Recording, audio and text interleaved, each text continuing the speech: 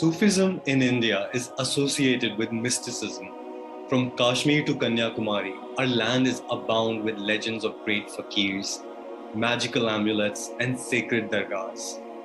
Far away from the strict tenets of Orthodox Islam, Sufism spread and prospered in India for centuries, operating in a largely spiritual domain. Millions of Indians, regardless of their religious affiliations, still flock to shrines of venerated Sufi saints scattered across the subcontinent. They make earnest wishes and sacred vows in the hope of divine intervention. Yet most of them know little to nothing about the philosophies of those saints. Sufism has exerted such prolonged and profound influence on Indian thought and culture that its ideas are no longer distinguishable. Over the centuries, they have blended into our collective wisdom, just like Sufi poetry and music are now integral to India. In this session, we aim to discuss Sufism's history in India that spans over a millennia. We hope to understand its powerful appeal to all kinds of Indians, from poor Dalits to mighty sultans, the role it played in India's religious and political developments, how it shaped Indian society and culture, and how it in turn got shaped by them, and finally, its place and relevance in today's India. For this, we are fortunate to be joined by Moin, a London-based writer of Indian origin. He began writing under the influence of his grandfather, a scholar of Sufism, Omar Khayyam and Mirza Ghalib. He's the author of critically acclaimed book, Surat, Fall of a Poet, Rise of a Prince. His second book, The Lost Fragrance of Infinity, has been commended for beautifully blending history and philosophy in a story that spans continents. Moin, welcome to Argumentative Indians. Thank you so much for joining us. Thank you, Yajur, and thank you for having me on your wonderfully titled platform, which I think is very interesting. And thank you so much for taking the time to have this conversation with me. Very kind of you. So let's dive straight into it. Is Sufism? We tend to think of Sufism today as Islamic mysticism. Is it just that, or is it more complicated than that? In my initiation, most people think of Sufism as like dargahs, taweez, mannat, and qawwali, obviously. Is it just those mystical sort of way of linking with the spiritual, with the spirituality, or is there more to Sufism? Thank you, Yajur, for asking this question straight up, because it's the real answer to your question would be yes, it's simple, and yes, it's very complicated. So it's a tapestry. The landscape of Sufism is very vast, and it has many multi-layered dimensions to it. However, the core of Sufism is very simple. It lies in the core belief of one God, one mankind. And from there emerges a tapestry that is quite extraordinary in terms of philosophy, in terms of understanding what is the reason for creation, existence. So from that rather simple concept of one God, one mankind, emerges this very deep thinking philosophy of Sufism, spanning across mathematics, science, art, literature, poetry, manifesting itself in, as you rightly said, in rituals. But you're right, by and large, most of us have encountered Sufism through our life, by engaging with a dargah, tying a thread there, and on many occasions getting our wishes fulfilled by the blessings of the saint. I've done it. I continue to do it, and a lot of people do it, which is great. But I think the depth, let's just put it that way, the depth of the philosophy of Sufism is somehow not necessarily understood, or not much time is spent on understanding it, because in many ways it lost its way in the latter half of the 17th century, with the demise of Dara Shikoh, the decline of the Ottomans, and the very quick extinguishing of the Safavid Empire in Persia. And all these three empires, spanning all the way from Budapest in Bengal, in Europe, to Bengal in India, had Sufism, very much alive in their intellectual theaters. And with the demise of these three empires, or with the demise of these three empires, you see the shrinking of intellectual curiosity, which was the heartbeat of Sufism. So yes, we understand it in current day and age, in terms of mannats and threads and kawalis and all of these wonderful manifestations. But the heartbeat of Sufism, which is its core philosophy, which is Tawheed, one creator, one mankind, and Ishq-e-Ilahi, which is the love of God rather than the fear of God. You don't have to be fearful of him. You can bow to him, and you can be very much in reverence of him, but through love and not through fear.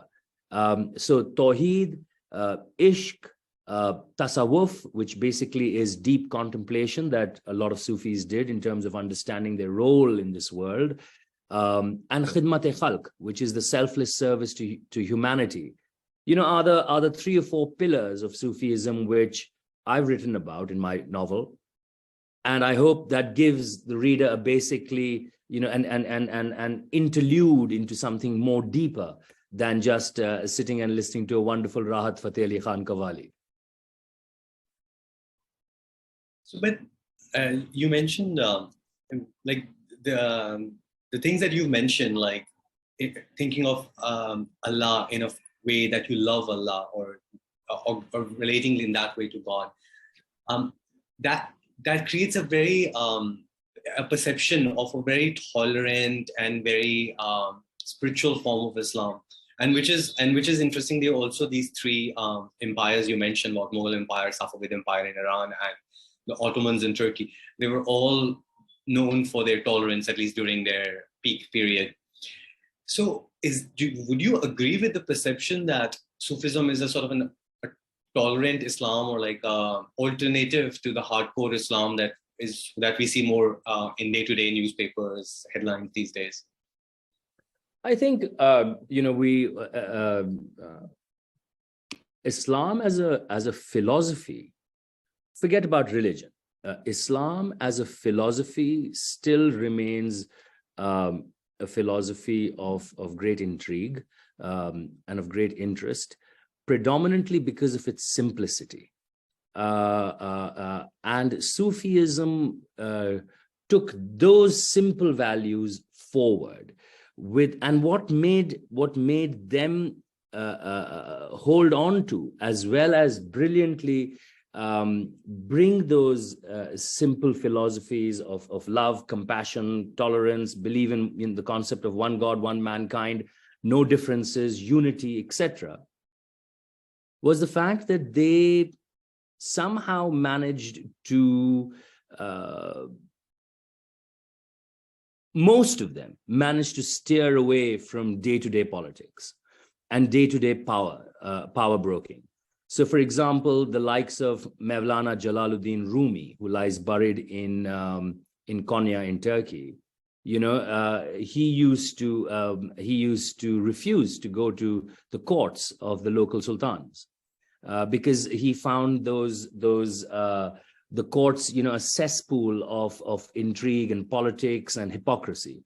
The same was with the case with the dargah in Ajmer, which is in India, of Moinuddin Chishti. He was very against going to the courts of kings. In fact, in his last sermon to his disciple Qutbuddin Bakhtiyar Kaki, he says quite precisely that do not go to the courts of kings, but welcome the poor and needy and the widows and the orphans. And you find that the same in, I believe you're based in Delhi, right, Yajur? You find it the same at Hazrat Nizamuddin Aulia's Dargah. He was renowned. The saying went that when the when the Badshah came from one door, Nizamuddin Aulia left from the other door. So, and I think that kept the simplicity, the beauty, the ability to unite people without getting into and steering away from power. And I think that's what made Sufism so effervescent and such a glowing flame of truth, if you wish. You've touched upon a very important aspect, which I was actually going to ask you about. So the power of these Sufis, I'll just talk from an Indian perspective, Indian context. So you talked about the example of, I think, Nizamuddin Aulia when Jalaluddin Khalji wanted to visit him, and he would not give him the permission. So even the Sultan of Delhi could not visit the Khanqah of the Sufi without his permission.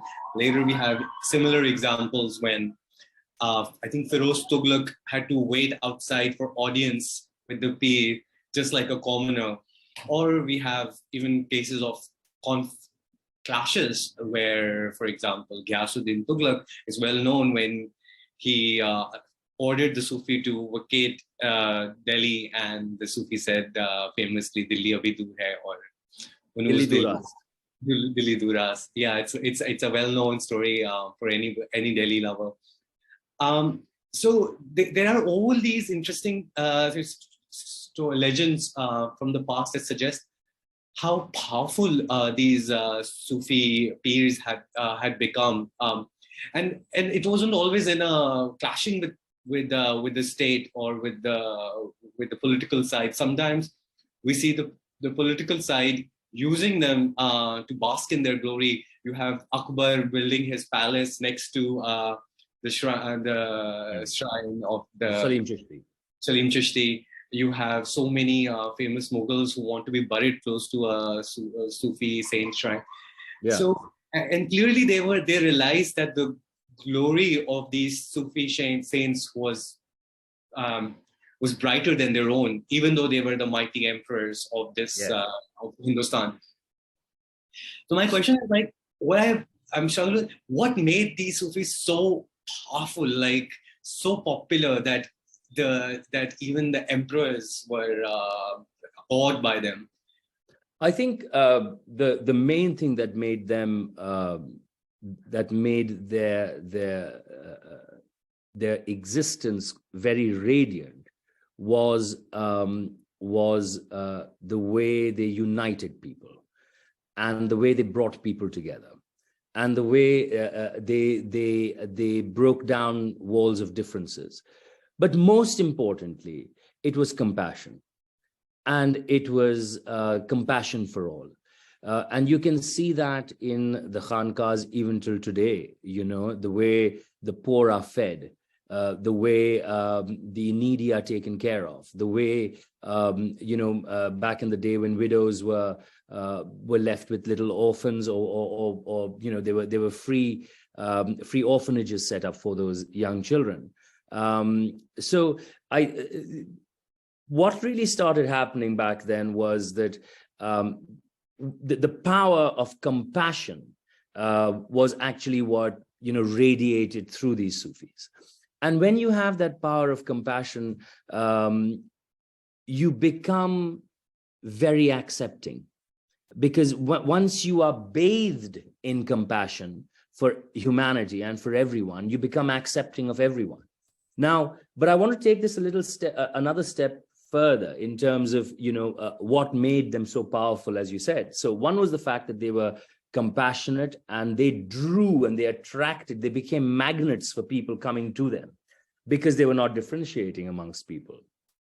Secondly, because that happened, you see this burst, oddly enough, of creativity.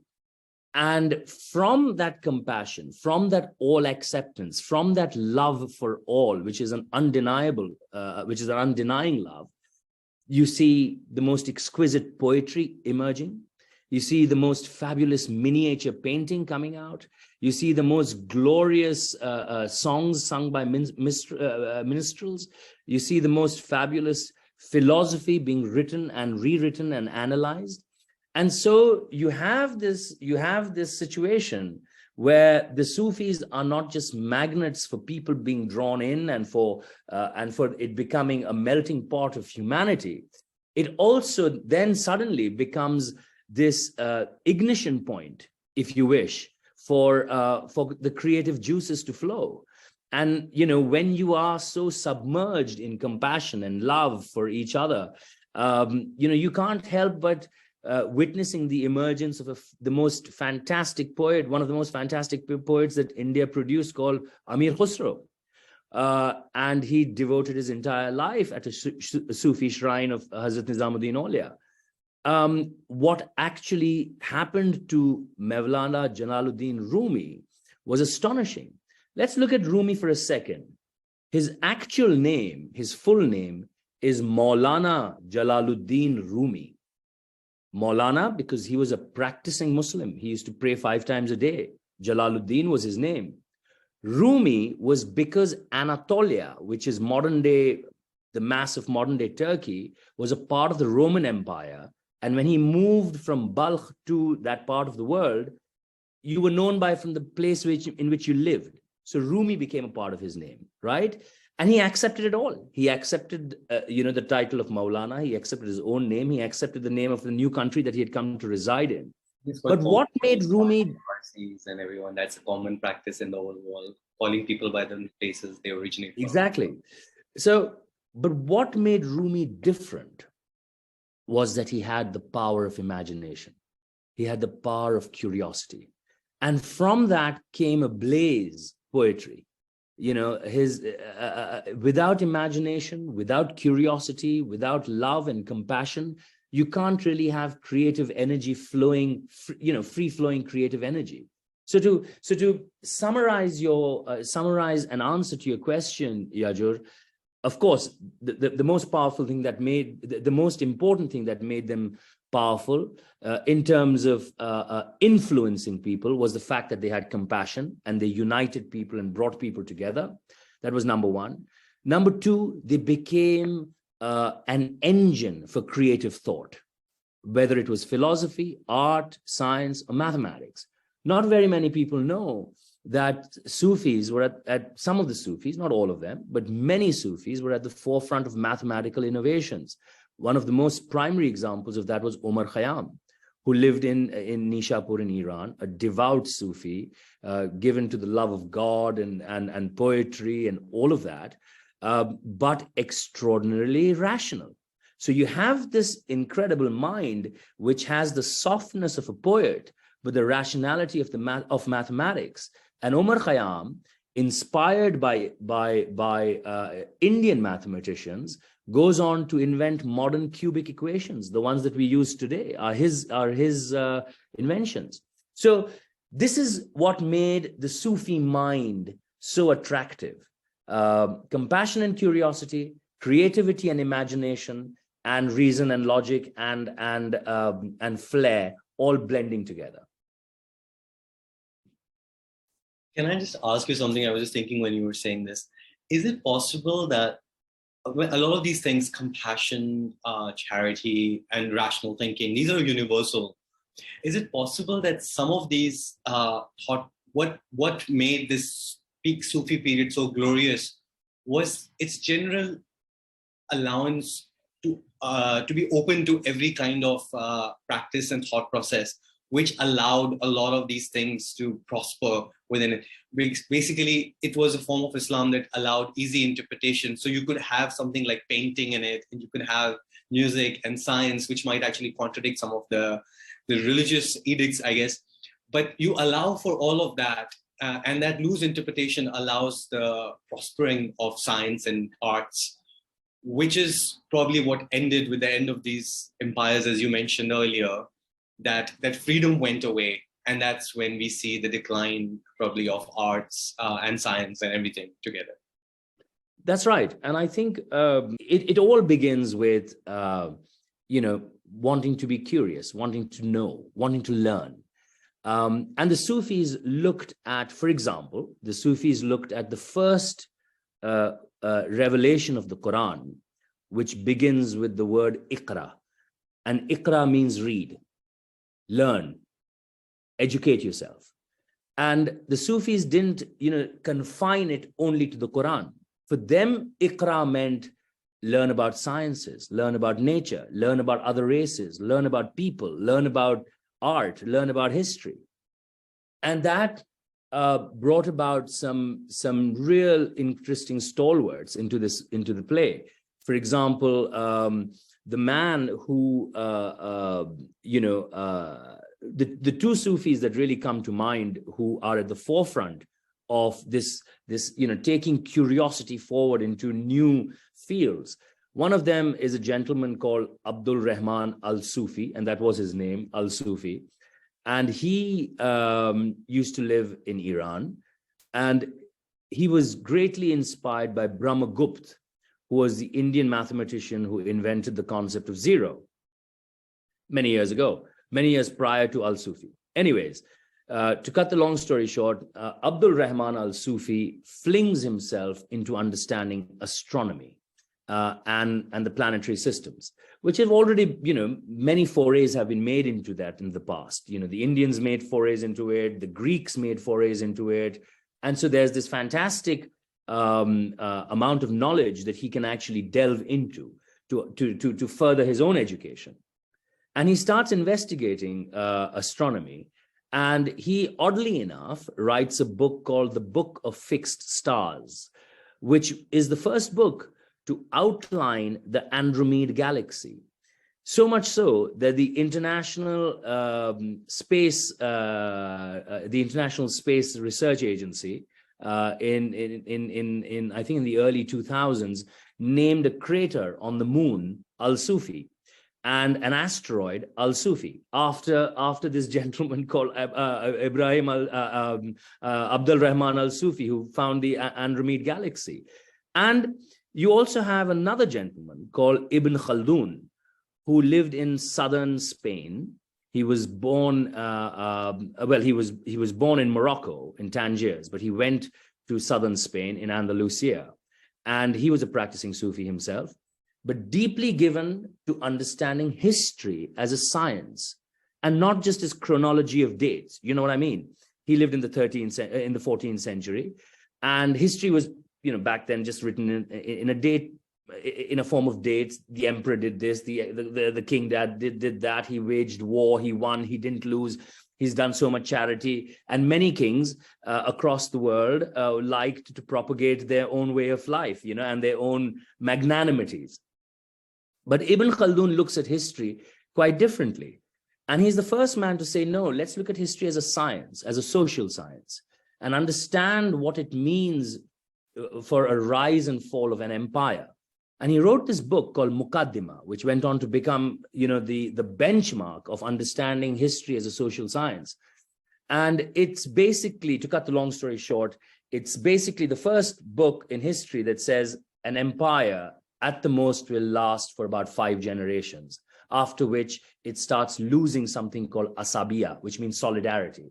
And then when that starts happening, the empire will start withering.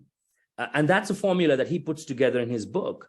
And so, these are the kind of stalwart, not necessarily people, but let's just look at their minds. These are the kind of minds that Sufism fostered, all based on imagination, curiosity, and acceptance of various different knowledge streams into themselves.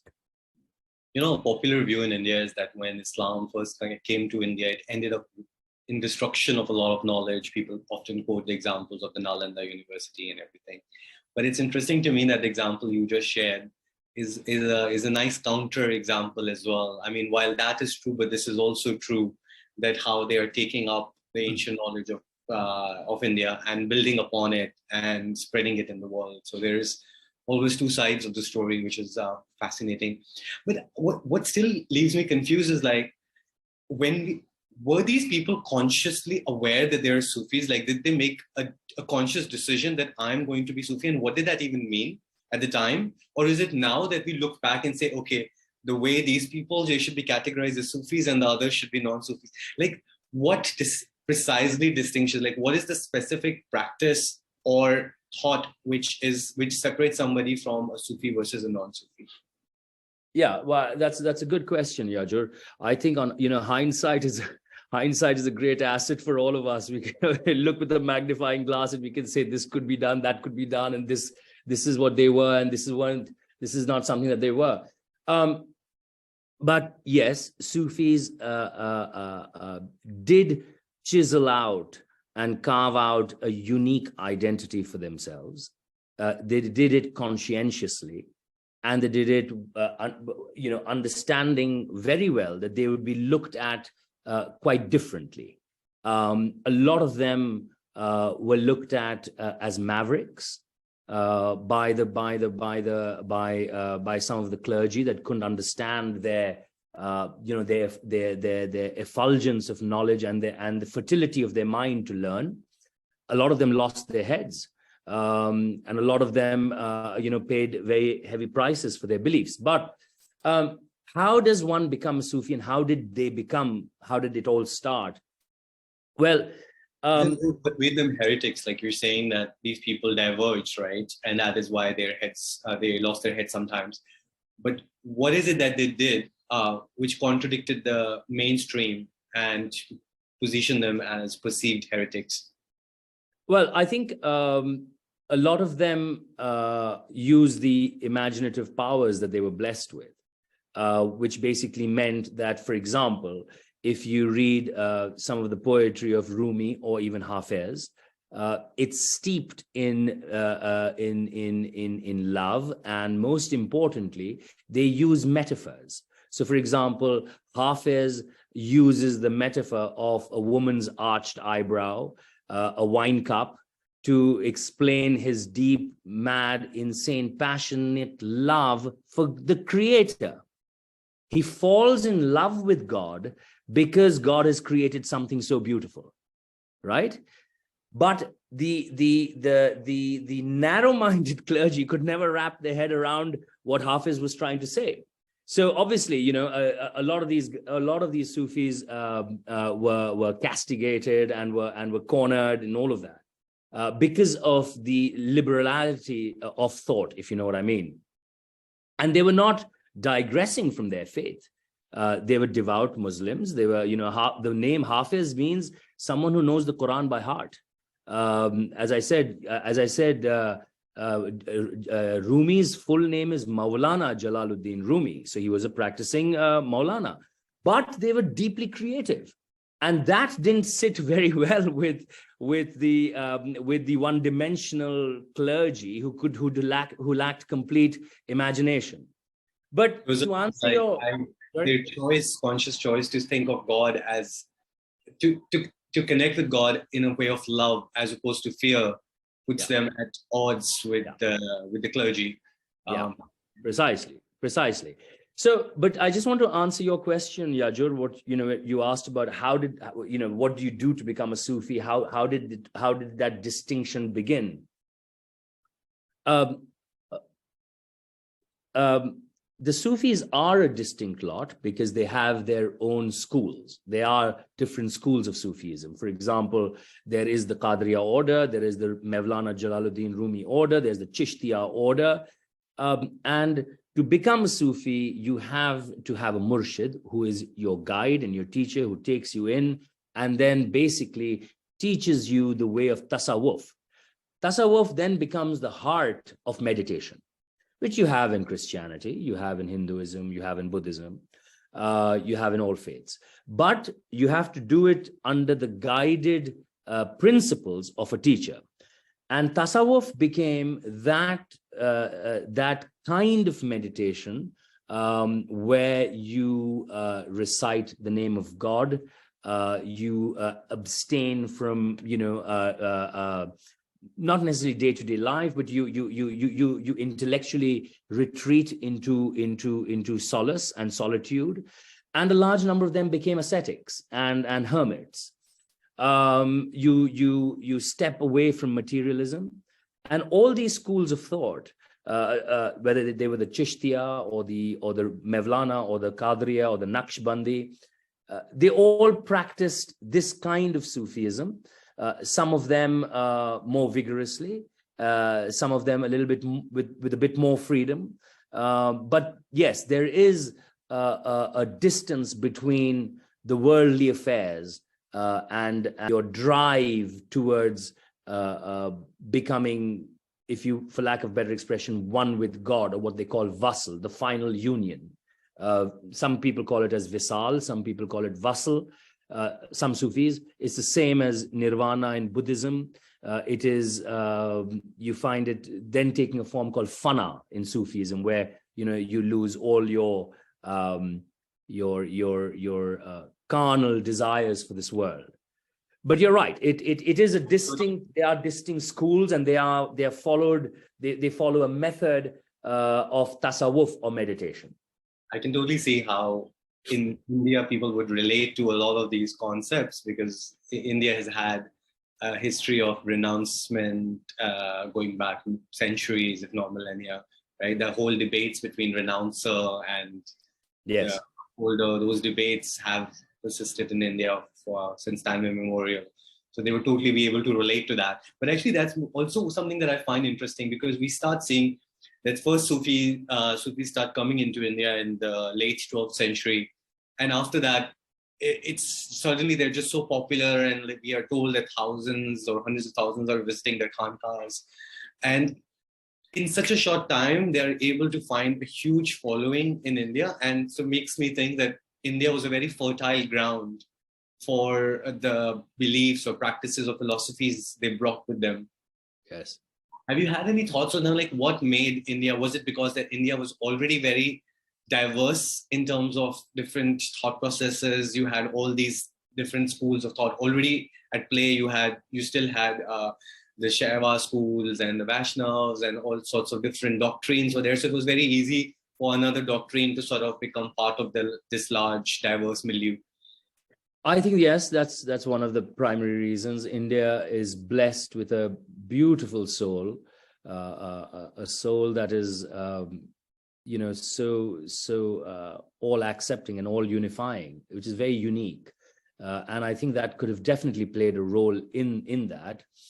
One of the leading Sufis, Abdul Quddus Gangohi, whose shrine is still very much revered in Uttar Pradesh, was completely mesmerized by the Upanishads, and he found great similarities between the Upanishads and, in many ways, the concept of God in Islam, the oneness of Brahman and the oneness of God that was there in Islam as well. And he studied the Upanishads dearly, and in many ways, Dara Shikoh, who is, in my mind, one man that we have not given much time to understand his works. We see him as the lost, the fallen, not fallen, but the lost prince that India never really had, or the man who never became an emperor, the prince who never became an emperor, right? But what we haven't really done justice with is his works. And if you read his poetry, and if you read the Majma al-Bahrain, which he writes, where he compares the Upanishads and Islam, and he says everything is the same except a few words, we really get an insight into how the landscape of India, you started your question with that, became the ideal pasture ground for Sufis like Dara Shikoh, like Abdul Quddus Gangohi, like these fantastic gentlemen who saw that all of this was available in this fantastic milieu and this mix of thought. But might I very quickly hasten to add here that it didn't just happen in India. It also happened in Persia. It also happened in Central Asia. And, they had their own way of philosophical thought. And it also happened in Turkey, But what makes India so not necessarily different is the vibrancy with which it happened. the music, the festivals, the color. The Basant that is celebrated in Nizamuddin Aulia is as exuberant and colorful as Holi. You won't find that in Turkey, or you won't find that in Persia. So it is in many ways India becoming this fantastic, beautiful, fertile soul that is absorbing all of this and giving back to in a multi-layered way, and adding to the philosophy through its own philosophy. But it was always there. The counter force was always there, right? You talk about Dara Shikoh, who became sort of the zenith in terms that he goes ahead and says that the religions are all saying the same thing and produces this work, but then ends up losing his head for producing that work, or at least that was the official reason given for his execution. And so the forces that represented Aurangzeb were also present all throughout, who were not happy with what was going on. And there is, in popular discourse in India these days, Aurangzeb has become sort of the almost all-encompassing satanic figure in history now. But what is interesting is that a lot of times people use him as a sort of symbol of like modern day Wahhabism, fundamentalism, which a lot of historians will come and counter always. They say, no, he was actually a Sufi as well. He was no fundamentalist, he was a Sufi, and the things that he was doing, there is no reason he would be influenced by any other school of thought other than Sufism. So Sufism itself is manifesting itself in different ways. Can you explain a little bit like how that played out? Like, why was to Aurangzeb what was done by Dara Shikoh so offensive, so sacrilegious, that he thought it was that Dara Shikoh deserved to lose his head for that? I think the one thing that we very quickly we very quickly forget is that anything that brings people for the good together or unites people, where the barriers of differences dissolve and unity rises, will always be challenged by power. So you have the concept of unity as for good, and then you have power on one side, which is about ego. It is about, at least back in those days, it was about ego. It was about control. It was about wealth. It was about materialism. It was about all of those kind of things, and that conflict will always be there. The conflict between Dara and Aurangzeb was compounded by the fact that Dara was not just a Sufi sheikh. If it was a Sufi sheikh, okay, fine. But Dara was the heir apparent. And that's what makes Dara so interesting. Because here is a man who knows that he is going to become emperor at one point in time, which means he would have to grapple with things like power. And at the same time, deeply spiritual and compassionate. How do the two marry together? And therefore, I tell a lot of historians that it was obviously a great loss that Dara did not become emperor. But imagine if he did, how would he have managed power, politics, and being a Sufi together? That would have been probably the most interesting thing to analyze if he actually did. Here we are lamenting the fact that he did not, but imagine if he did, which way would he have gone? Because the forces of power are such that they bring with it, for lack of better expression, a sense of self-glorification, a sense of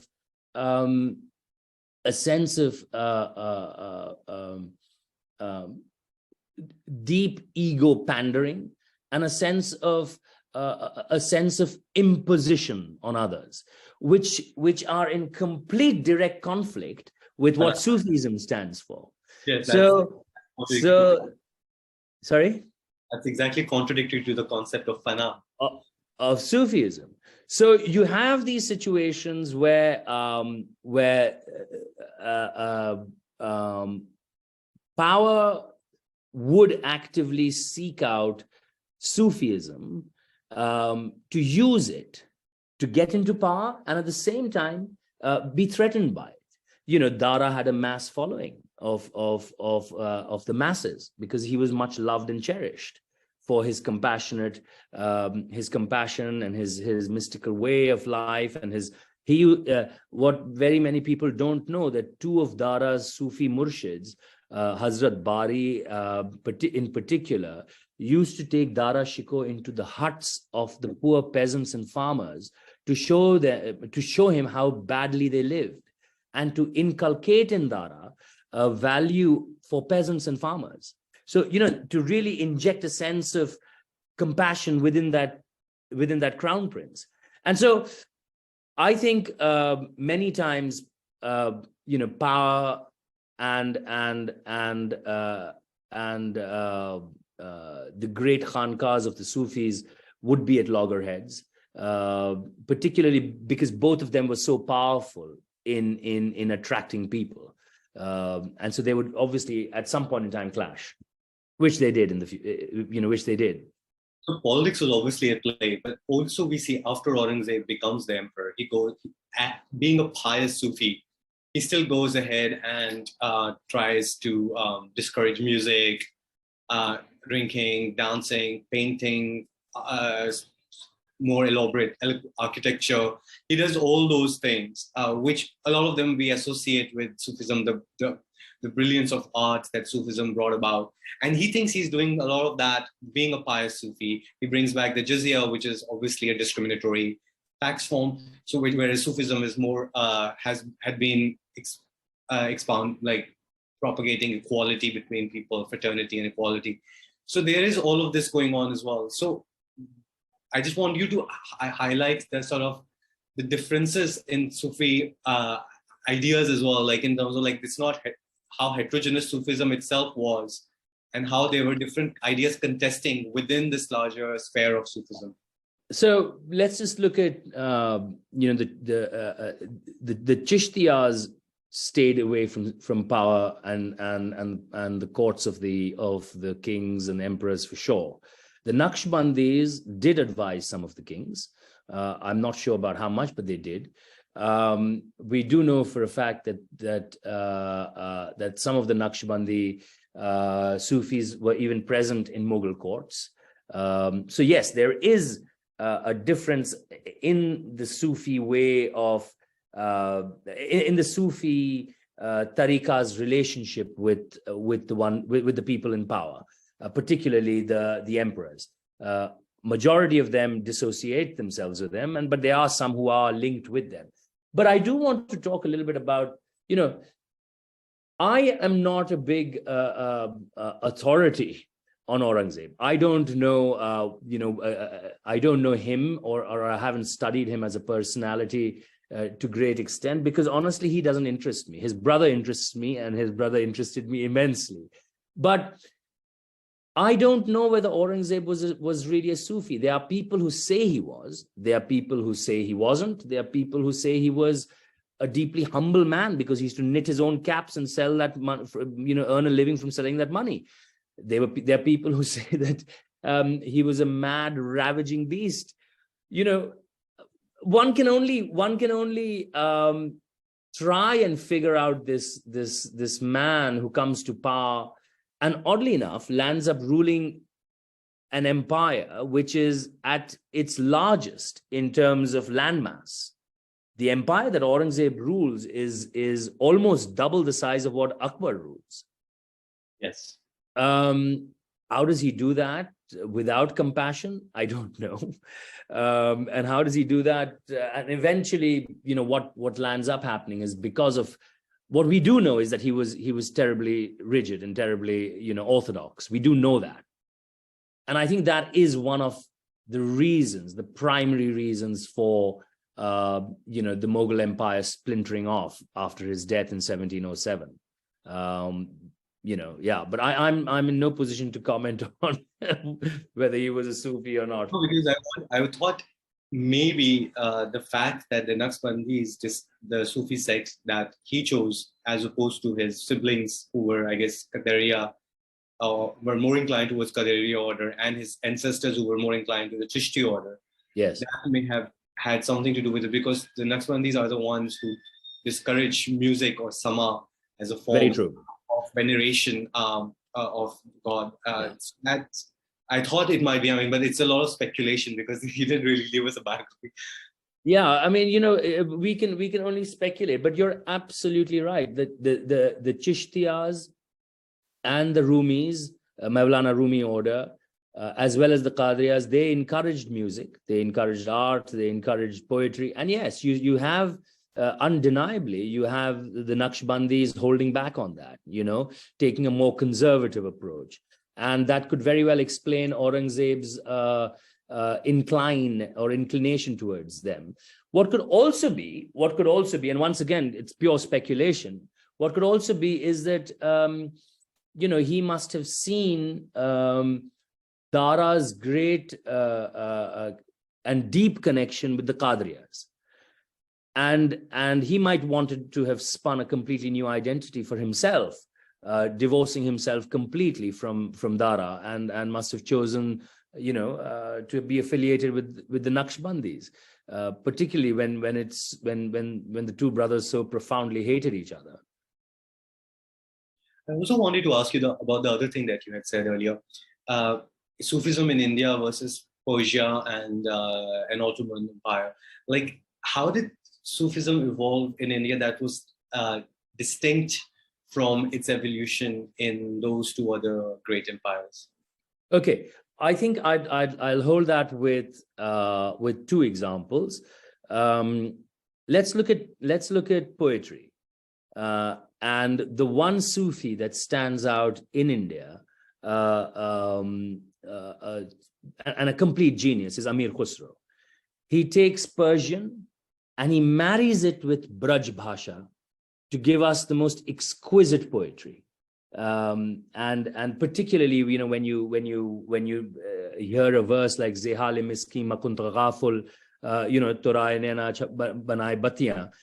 The first line is Persian, the second line is Braj, the third line is Persian, and the fourth line is Braj.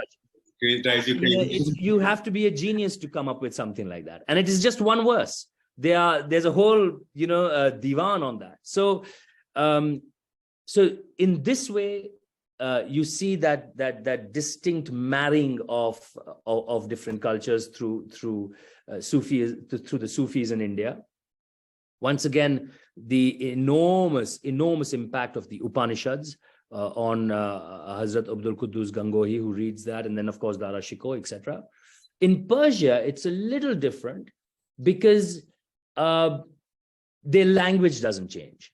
Their poetry is in Persian, their prose is in Persian, their paintings are primarily inspired, their miniature paintings are primarily inspired by erstwhile Persian heroes, or by erstwhile Persian masterpieces, or by erstwhile Persian storytellers, and Persian myths. For example, the Shahnameh, which is written by Firdausi, is a book on the do's and don'ts of being a good king, and how to guide a king spiritually. And it's done in poetry, and it's done in miniature painting format, but deeply Persian. So the Persians don't necessarily, for lack of better expression, and I have a lot of Persian friends here, they might not like what I say, but they don't leave Persia. You know what I mean? Whereas in India, you have someone like Amir Khusro marrying the Persian language with Hindari, or with Braj, and inventing something called Hindavi.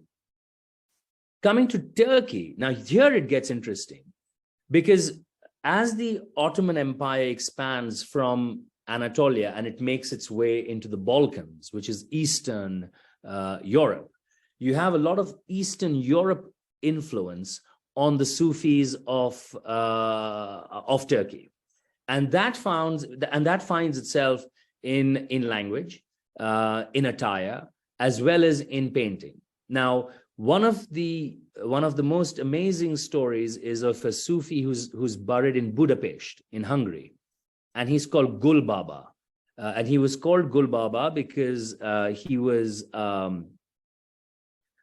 named after a rose, and he deeply loved roses. And even till today, the local language of the Balkans, of Bulgaria, is in which poetry and scriptures are written for him in the local Bulgarian language. So you have this influence, this multi-layered influence happening in Turkey and in India, but Persia somehow seems to be quite distinct in its way. And I mean, it's not surprising, right? Because if your language is the lingua franca for international positioning, Persia was a sort of cultural superpower at the time, as was France in the 18th century, and arguably America is today. So everybody speaks their language in English, but Americans only need to speak English. They don't need to speak. Yes, that's right. And I think that's what makes the Sufism of India so distinct. It really makes it so fascinating. Was painting there in the other two regions as well? Sorry? Was painting there in Indeed. One of the greatest Sufi paintings, or the two greatest Sufi paintings, miniature paintings that I had the good fortune to see, was painted by a miniature painter called Kamaluddin Behzad, who used to live in Herat. And Herat is in modern-day Afghanistan, but it used to be a part of the Persian Empire. And his atelier was in Herat, and he painted the death of Fariduddin Attar. Fariduddin Attar was a great Sufi who lived in the 14th century, and he wrote this fabulous poem called The Conference of Birds. And when Fariduddin Attar is murdered at the age of 90, there's this fabulous painting which I write about in my book, which Behzad paints, and he paints it on a backdrop of a cold winter's day. And there's this tree that he rises from the middle of the painting, which is bare and barren, and there are no leaves on the tree and the tree's branches, to signify Attar's death. And at the bottom of the tree is Attar's grave. But what Behzad does beautifully is at the top of the branch, he paints a tiny little nest with 2 eggs and 2 birds. And what he says basically through that painting is that you can kill a Sufi, but his philosophy of love will always find new meaning in life. And so you have some brilliant miniature painters coming out of that part of the world. And this was mainly in miniature painting for those books, the illuminations for the books, or was it like decorative art as well? Well, it was decorative as well as books. For the Shahnameh was a book. This was a decorative piece of work. But there's another painting which was absolutely astonishing. So there is a story of Yusuf and Zulekha. So Yusuf is this astonishingly good-looking young man, and Zulekha falls in love with him. The story finds its mention in the Bible, in the Old Testament, and even the Quran. But her love for him is quite deeply physical. It's very sensual, and she chases him from pillar to post, and she locks him in a room, and she then chases him in the room. And eventually, he sits her down and he says, "Listen, this is bizarre. If you want to love me, love my soul." And as time passes, he teaches her what real love is. It's about loving the Creator. It's about being a good human being, etc., etc. Anyways, I'm cutting the long story short. And so Behzad paints this beautiful painting called Yusuf and Zulekha, and he shows Zulekha lunging for this handsome Yusuf, and Yusuf running away from her. And he eventually finishes the painting by saying that in the end, it's about the love of the Creator who created the beauty of Yusuf and Zulekha that drove them that mad. Do you know what I mean? And so once again, eventually it comes back to the Creator. And don't go that far, Yajur. We've got Layla Majnu, written by Nizam Ganjavi, who was a Persian Sufi. And it What became people immensely don't realize that, popular. sorry? And it's still immensely popular. I mean, Yeah. in India. But it's interesting that you say, like, the way you're talking about these things, it just makes me think that it's not as if people in days before the soap operas and Netflix were getting bored, they had plenty of entertainment. Oh yes, absolutely, and all kinds of entertainment. But it's also like I can see totally the counter view as well. Like to people, I get this view that if God made everything, God is manifest in everything, and that's how a lot of a lot of Hindu philosophy also thinks about, like, everything that we see or observe is manifestation of God or of the spiritual Brahman. And it's the similar sort of concept I see there, that then the love that you're experiencing is also a manifestation of God. So there is nothing wrong. There's nothing like not that in that case, there is nothing that's not sacred. And I can totally see the counter view, which would say that, oh, you're beautifully fitting everything into a religious work. So then you get the license to do whatever you want to do. So Exactly. Exactly. And I think, but that's where I keep coming back to my initial point, Yajur, that the Sufis were blessed with imagination and curiosity, without divorcing themselves from faith. And everything that they did had a ring about faith. It had an underlying execution of faith, whether it was a miniature painting or a poet or poetry or whatever, philosophy. But they found that through the imaginative powers that surged through the fertility of their mind.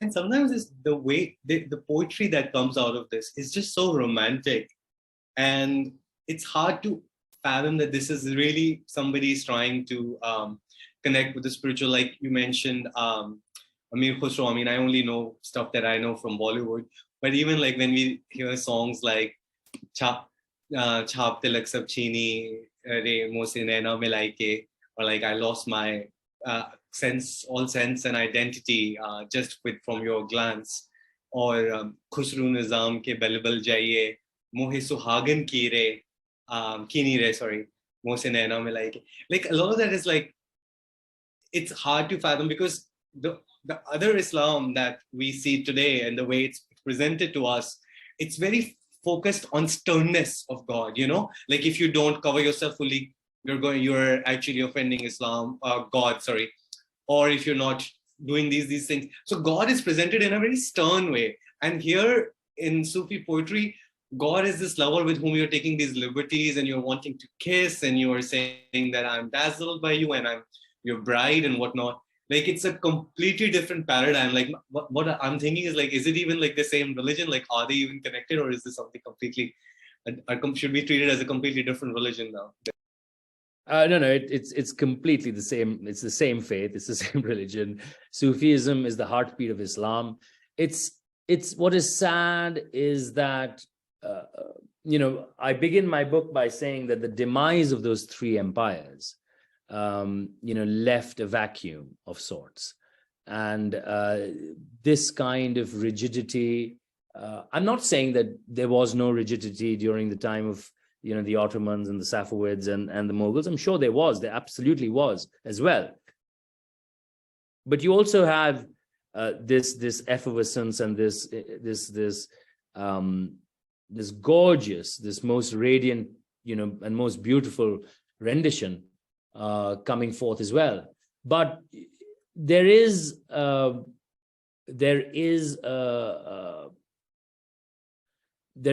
beginning, if one can say, to realize, at least now, and at least here in England. I don't know much about India, but at least here, because of for example, the Victorian Albert, V&A, putting out so many exhibitions on Islamic art. Every year, every museum in England will have a fortnight dedicated only to Islamic art, and so there is an awareness coming back about this extraordinary contribution to art, literature, and philosophy that stemmed from that region.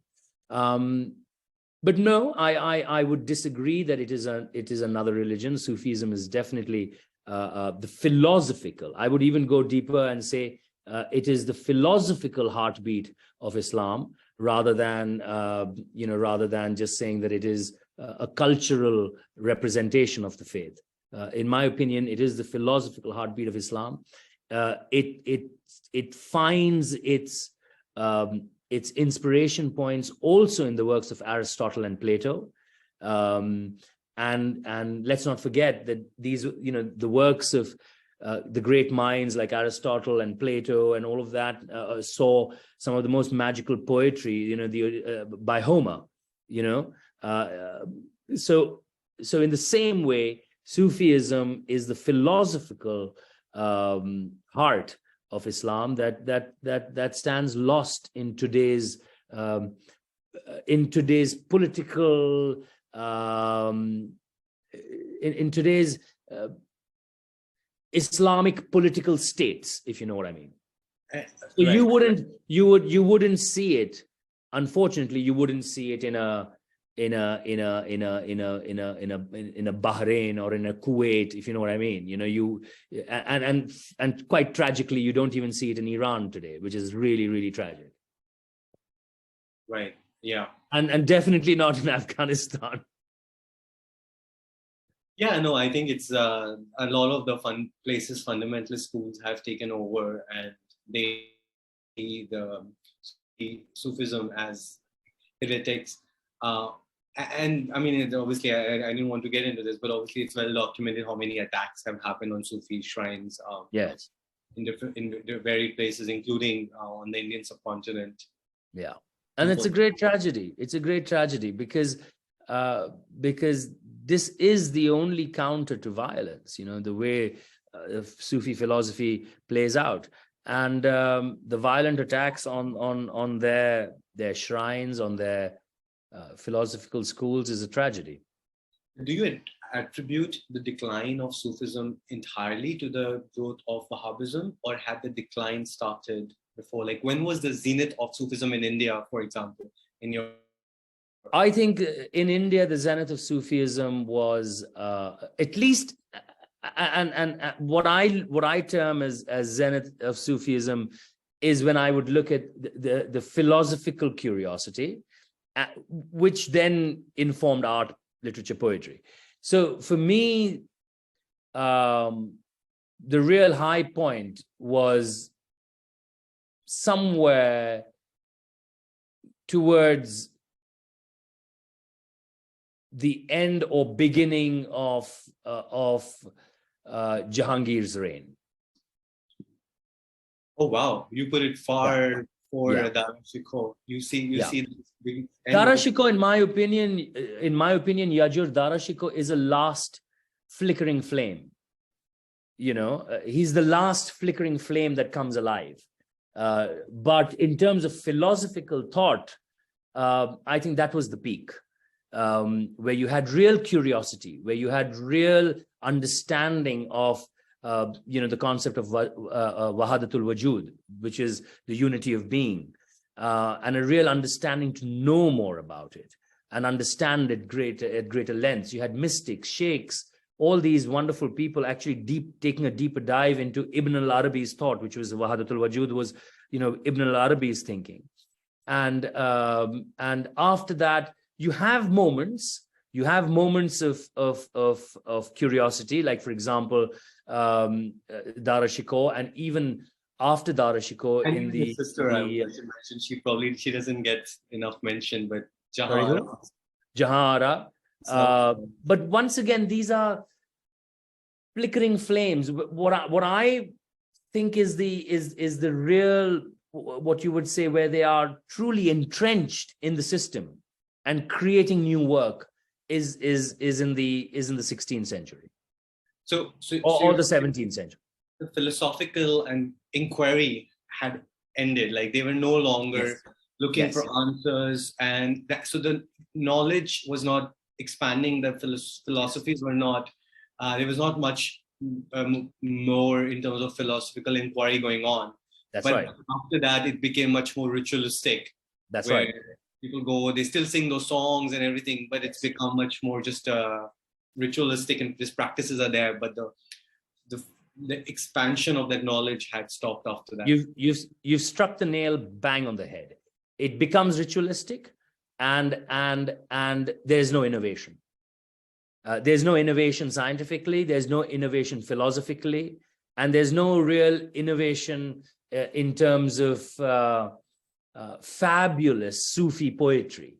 Yes, you have the likes of Dard and Sauda who put out some wonderful poetry, in the 1730s. But it's not revolutionary different. It's not an Amir Khusro. It's not a Salim Chishti.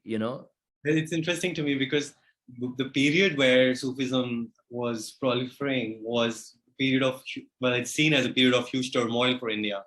Constant political instability, sultans getting thrown over in short periods. And from Jahangir himself brings this political stability. Yes. And it's interesting to me that with political stability, the thinking declines. It's but Yajur, that brings us back again to one of the greatest Sufi minds, Ibn Khaldun, who said after 4 or 5 generations, you become so stagnant in whatever you do, whether it's business or it's an empire or it's even philosophical debate and thought. After your 4 or 5 generations, you are not expanding, you are not innovating, you are not adding new layers of philosophical or scientific inquiry. You are then either enjoying that space or adding, I don't want to use the word superficial, but you're just adding, you're adding probably a new dimension, but you're not putting out a new school of thought. You're not innovating something. It just reminded me how, in Italy, they say that two centuries of extreme violence and bloodshed and political turmoil resulted in Renaissance, and then followed by even greater art movements. Whereas 3 centuries of political stability and peace in Switzerland only produced the cuckoo clock. Well, there you go. I mean, I'm not taking anything away from these fantastic poets of the 18th century. As I repeated, Dard, Sauda, Mir Taki Mir, some wonderful, even Shah Jahan's daughter. Sorry? With Bahadur Shah Zafar and Mirza Ghalib. Yes, but not, I mean, definitely a philosopher. Mirza Ghalib, not just a poet, but definitely a philosopher. And so was Bahadur Shah Zafar, a great poet, no doubt, great poet. But I wouldn't say that they were Sufi philosophers that came up with new concepts on let's say existence or a concept of creation. They were wonderful, fantastic. I mean, you can't I think anyone in his right mind would be absolutely Mirza Ghalib was the greatest poet to have lived in the 19th century. Forget about India. He was the greatest poet in the world. In the 19th century, there was no one who could come close to Mirza Ghalib, the greatest poet and a deeply thinking philosopher, deeply thinking philosophical poet. But if you were to ask me, was he a Sufi philosopher who invented a new way of thinking? I would beg to differ. But you would consider Amir Khusro to be a revolutionary philosopher. Indeed. And he's revolutionary because he's connecting with the spiritual side in a new revolutionary way. Because to me, he's a paradox, right? Because he's also a court poet successively for 5 or 6 different sultans of the Delhi Sultanate. So he's there in a very politically tumultuous period where these sultans are getting murdered and they're doing unbelievable atrocities on other people as well. And yet he never comments on any of that. He's singing ballads in their praises and comparing them to making them look like heroes in his poetry. And regardless of how whether they are womanizers or how debaucherous they are, he turns their relationships into beautiful, pure love and everything. So in that sense, he's a pure court poet. He's not even condemning anything that he's seeing around, and there's plenty of wrong stuff going on all around him, and he's like in the thick and center of all of that. So he's not like Faiz Ahmad Faiz or somebody, you know, like who's taking on the political authority. Yeah. But you're saying that he's taking on something in the spiritual domain. That is where his revolution is going on. Yeah, I think he does that brilliantly.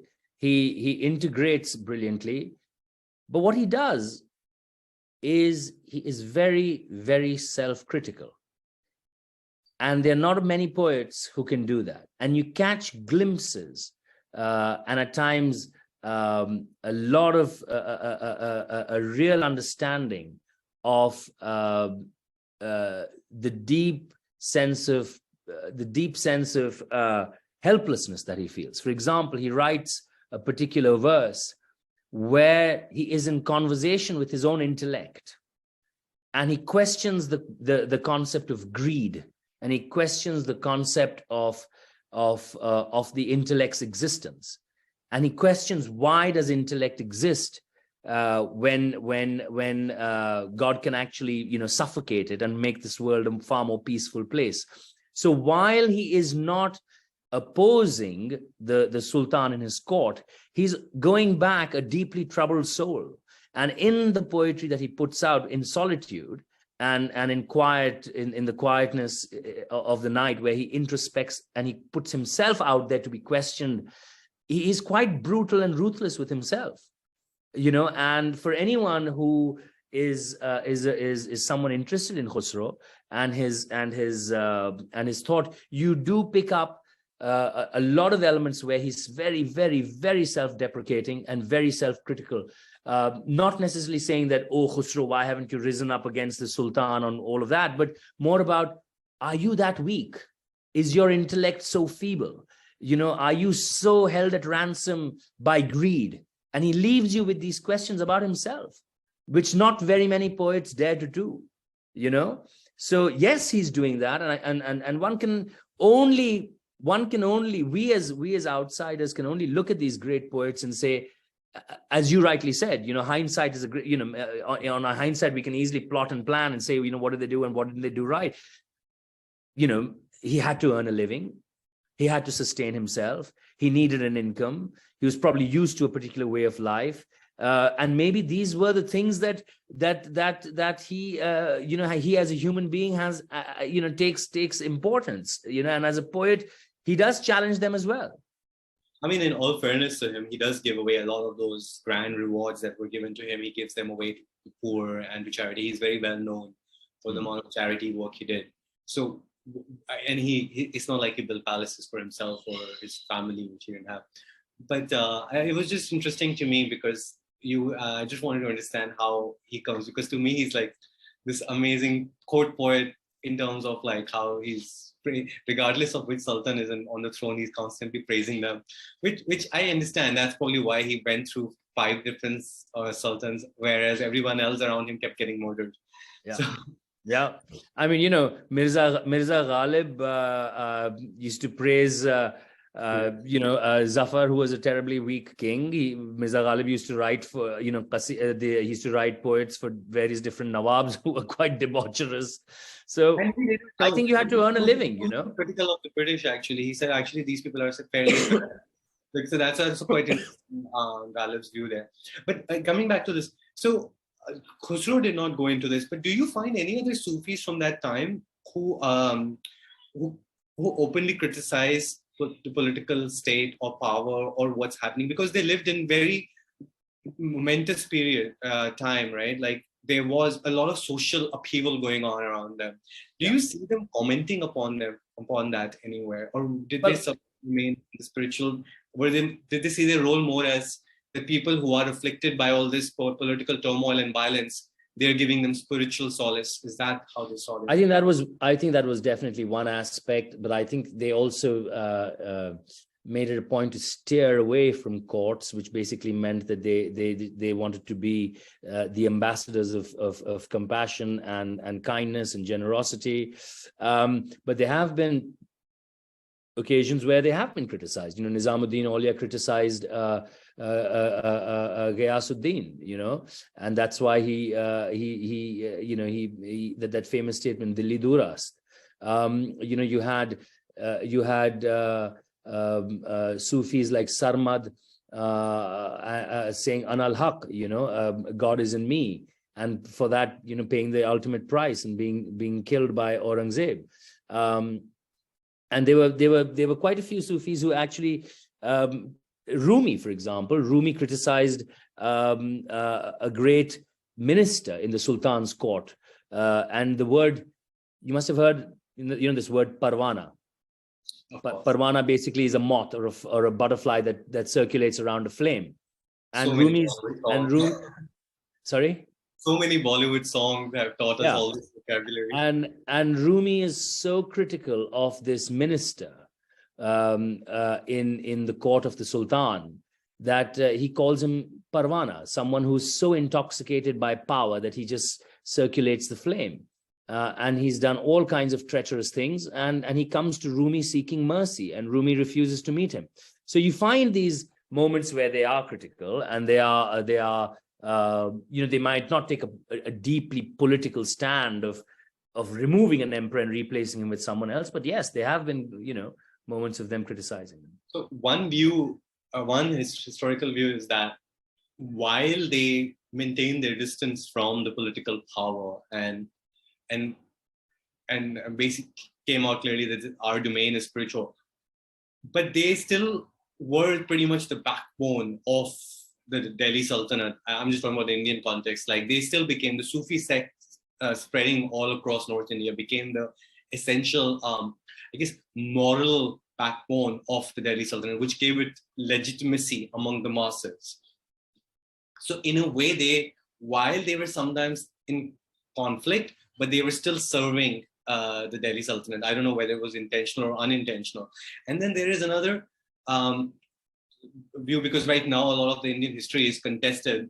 It's going through a period where there are different alternative views being presented and debated, which is not necessarily a bad thing, as long as people are not deliberately spreading misinformation. But there is another view which is put out there that we know that a large number of Indians who converted to Islam were not forced at the sword, as is wrongly believed by some, but it was because they were attracted to the ideas of the Sufi saints. They played a much greater role at conversion, and this is something that has been basically, this is something that Richard Eaton has advocated as well, that it was more the Sufis than anybody else who ended up converting a lot of the Indian people to Islam. But so that presents a good picture that they're bringing this message of peace and love, which is attracting a lot of people, and they're converting to Islam.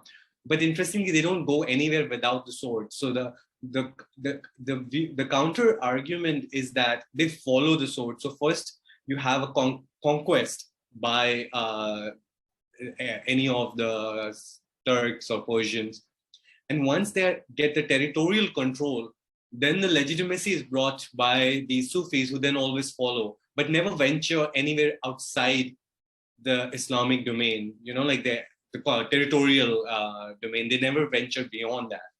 They always follow the sword. So they kind of like go together. And so in that, they are sort of partners. I just wanted to get your view on that. Well, I wouldn't necessarily agree there, because Islam's first encounter with India is not in North India; it's in Kerala, and there is no sword there. There are only Arab Sufis and Arab businessmen who trade with Kerala, and it emerges there because of trade and because of exchange of thought and ideas. In fact, the first Muslims in India were the ones in South, in Kerala, And it happened. I suspect. I think it happened in 700 or even 750, if I'm not sure, if I'm not mistaken. Which is way before the Delhi Sultanate, way before the Delhi Sultanate. And then you go to Indonesia and Malaysia. There were no invading armies that went there. Once again, they were traders who would go with Sufis. Some Sufis went there, and so that it happened there as well, without any armies or a sword, going through. First. Secondly, I think the Sufis did travel extensively. Some of the Sufis that we hear of who went off, towards UP and towards even the Deccan, Gesudaraz's shrine that is in not very far from Hyderabad, dates back even before the Mughals had thought of getting into the Deccan, and also I think when there is something, I'm not saying that there weren't instances. I'm sure there were, but it's not the only way in which the Sufi word went out. For example, if you look at if you look at large parts of Bengal, it was always first the dervishes that landed up going through forests and being inspired by philosophy, and then oddly enough, back in those days, whether it was Persia or Turkey or even India, if you had something which was bringing people together, whether it was love or compassion or a concept of philosophy, invariably you will attract people, and that happens even today, even in today's modern times. Socially stratified society as India was and continues to be today, I can we see a message of equality and brotherhood and fraternity and love would be very appealing to a lot of people. And have you studied like the influence it had on other schools of thought in India, like later Guru Nanak and Kabir and stuff, in the ways that I think some of the most exquisite poetry of Kabir is inspired by Sufi thought. A lot of Sikhs hold Baba Farid in great respect and great regard. Baba Farid's shrine in Pak Patan is visited by so many Sikhs, and his poetry is read immensely by them. And if I'm not mistaken, it even forms a part of some of their some of their religious scriptures. Yeah. So yes, through that, Sufism has penetrated and influenced those thoughts immensely. Yajur, it becomes very difficult not to be attracted to anything that is coming new, which is talking about not fear, but a sense of universal acceptance. It becomes very. How could you not accept something like that? It becomes very easy. It becomes very easy when you start restricting, when you start becoming very rigid, when you start othering, if you know what I mean. Once you start othering, then it becomes something that is not necessarily attractive to all. But if you have a philosophy that is unique, that is in many ways all-inclusive, that philosophy or that way of that cultural wave, if you like, will find its way, and people will get attracted to it, whatever it is. Swami Vivekananda, when he went to the United States and he spoke about the Upanishads, he was mobbed with love, because when you become an all-inclusive thought, then and you don't other, then automatically you're becoming inclusive, and it becomes very easy to be attracted to something like that. Yeah, that's so true. That is so You true. know, and once that initiation starts happening, which is then compounded with the propulsion of the creative arts, oh my God, then you're opening the floodgates to the world to come to you. And I think that's what happened with Sufism. You know, once people understood that it's an all-inclusive way of Islam, people were attracted to it. And then once the creative aspects opened up, it became a floodgates for poets, artists, painters, singers, all of that. Yeah, you need that liberal atmosphere for those arts to grow. I think this has been very exciting, and I really enjoyed this conversation. But before you go, I just wanted to ask you, what lessons can India learn from the history and legacy of Sufism, and how can they inform the current discussions around spirituality, cultural diversity, interfaith dialogue? Because as you may know, I know you're based in London, but as you may know, India is going through a period where a lot of these things are being questioned and debated and challenged, and we're going through a period of a lot of public discourse around some of these topics of how do we see ourselves as a society and what kind of society do we want to be. And if you think there are reasons that people should look back to this period where Sufism prospered in India, and what lessons we can learn. Oh, I think we can learn quite a few. I think, you know, we can learn how to really be compassionate. You know, I think it is the base of everything that is good. Everything that is good stems from only one thing, and that is being compassionate. And, you know, even if you are compassionate towards yourself, you will land up become compassionate towards someone else. I think we can learn how the beauty of unity brings about the best in the arts. Can you imagine how barren a country or a landscape or a region would be without art and music and poetry and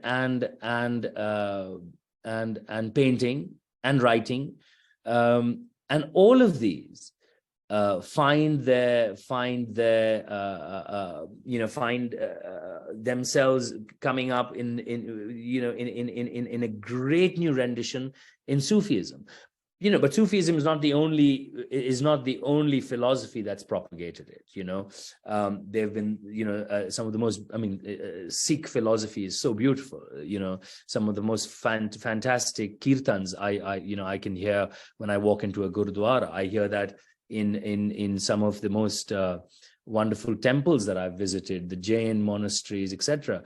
But I think the one thing that Sufism can do is make you compassionate and make you more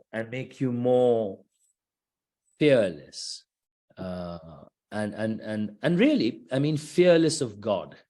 When you become fearless of God and you become there's a word in Sufism called ishq ilahi, in the love of God, you know, then you're truly on a path which is all accepting and beautiful. That's such a beautiful note to conclude the session. Thank you so much, Moin. It was wonderful talking to you. Thank you, Yajur. A great pleasure. We'll need someday to have another session entirely dedicated to Amir Khusro. Yes, absolutely. For that, to have a conversation with you on that. This Sounds great. Wonderful. Okay, thank you, Yajur. Thank you so much. Bye-bye. All the best. Bye-bye.